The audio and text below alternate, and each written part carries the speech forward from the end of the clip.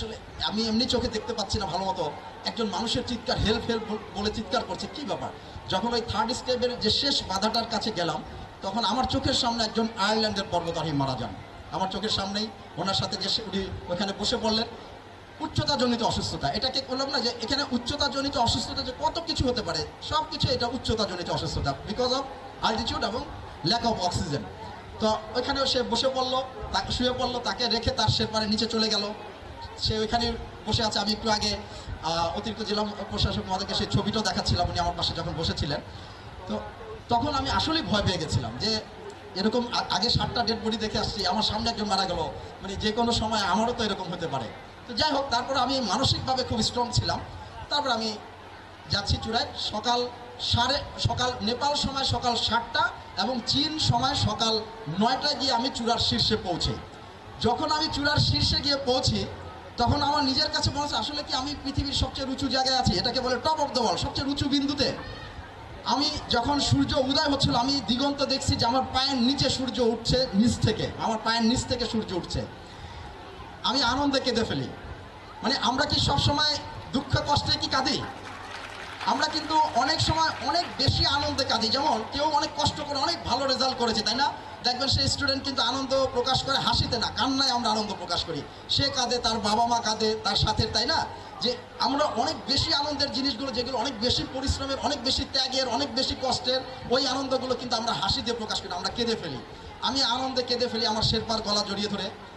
আমি যখন আমার আনন্দটা, আবেগটাকে কন্ট্রোল করে সেই উপরে উঠে দাঁড়াই, সেই চূড়ার শীর্ষে, তখন আমার মনে হইতেছিল যে আমি পৃথিবীর পুরো অর্ধেকটা দেখতে পাচ্ছি। পৃথিবীর যত দূর দৃষ্টি যায়, পুরো পৃথিবীর অর্ধেকটা মনে দেখতে পাচ্ছি। এবং আমার মনে হয়েছিল আসলে আমি কি পৃথিবীর সবচেয়ে উঁচু জায়গায়, সব কিছু আমার নিচে। এবং কেন জানি আমার এক মুহূর্তের জন্য মনে হয়েছিল সেই টাইটানিকের হিরোর মতো, I am the king of the world, যে আমি পৃথিবীর রাজা, পৃথিবীর সব কিছু আমার নিচে। আমি জানি না কেন মনে হয়েছিল, এক মুহূর্তের জন্য আমার এই কথাটা মনে হয়েছিল যে আমি মনে পৃথিবীর রাজা। এবং যখন বাংলাদেশের পতাকা ওইখানে তুলে ধরে ছবি তুলি, বাংলাদেশের পতাকাটা, তখন আমার মনে হয়েছিল যে আমার প্রিয় বাংলাদেশ এখন পৃথিবীর সবচেয়ে উঁচু স্থানে, টপ অফ দ্য ওয়ার্ল্ডে, বাংলাদেশ এখন টপ অফ দ্য ওয়ার্ল্ডে। এই যে মৃত্যু ঝুঁকি, এই যে কঠিন এত স্ট্রাগল, প্রতি পদে পদে মৃত্যু ঝুঁকি, আপনাদের মধ্যে এখানে কে কে আছে দেখি যারা এভারেস্ট জয় করতে চান? হাত তোলেন, কে কে আছেন? কার কার এরকম যে দুঃসাহসিক কাজ করার সাহস আছে? আচ্ছা, দেখলাম যে অনেকে এভারেস্ট জয় করতে চান, আবার অনেকে, বেশিরভাগ করতে চান না। হাত নামান আপনারা। আচ্ছা, কার কার সাহস আছে দেখি হাত তোলেন। সাহস আছে, নিজেকে মনে করেন সাহসী, হাত নামান। আমি দেখলাম যারা এভারেস্ট, যত না মানুষ এভারেস্ট জয় করতে চান আপনারা, তার চেয়ে বেশি মানুষের সাহস আছে। আমি মনে করি আপনারা এখানে যারা আছেন তারা সবাই এভারেস্ট জয় করতে পারেন। কিভাবে?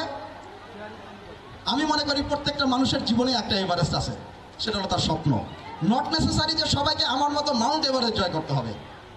পর্বত এভারেস্ট একটা প্রতীকী, কঠিনের প্রতীক। আমরা যখন দেখেন কঠিন, অনেক বেশি বড় বাধা, এগুলো বুঝাতে কিন্তু হিমালয়, এভারেস্ট, পর্বত বুঝে বলি। পর্বত সমান বাধা, হিমালয় সমান বাধা, এভারেস্ট সমান বাধা। যেমন আমাদের যদি ক্রিকেটে কোনো ম্যাচ থাকে, আমরা বলি বাংলাদেশকে আজকে হিমালয় সমান রানের পাহাড় ডিঙাতে হবে, এভারেস্ট সমান বাধা।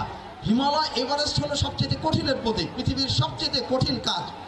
তাহলে একটা মানুষ যদি এই মৃত্যু ঝুঁকি নিয়ে এই কাজটা করতে পারে, তাহলে আপনার যেটা স্বপ্ন, যেখানে মৃত্যু ঝুঁকি নাই, আপনি কি সেই কাজটা করতে পারবেন না?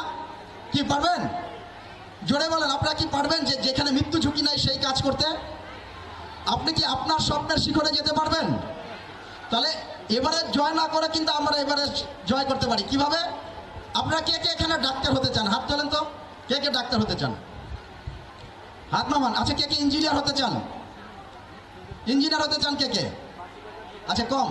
খেলোয়াড় হতে চান কে কে? দেখি কে কে খেলোয়াড় হতে চান। আচ্ছা, কে কে শিল্পী হতে চান?